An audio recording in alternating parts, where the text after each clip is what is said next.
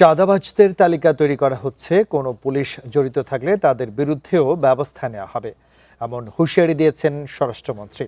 শনিবার ঢাকা মেডিকেলে সাংবাদিকদের মুখোমুখি হয়ে কথা বলেন তিনি। এই সময় চাঁদাবাজ, সন্ত্রাসী ও মাদক ব্যবসায়ীদের দ্রুত আইনের আওতায় আনার নির্দেশ দেন মন্ত্রী। সন্ত্রাসীদের হামলায় 17 আগস্ট আহত হন ঢাকা মেডিকেল কলেজের অধ্যাপক ডাক্তার মোহাম্মদ আসাদুর রহমান। তাকে দেখতে হাসপাতালে যান স্বরাষ্ট্রমন্ত্রী।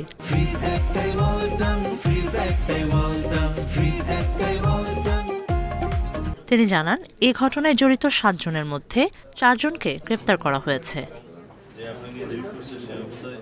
পরে সাংবাদিকদের মুখোমুখি হন স্বরাষ্ট্রমন্ত্রী।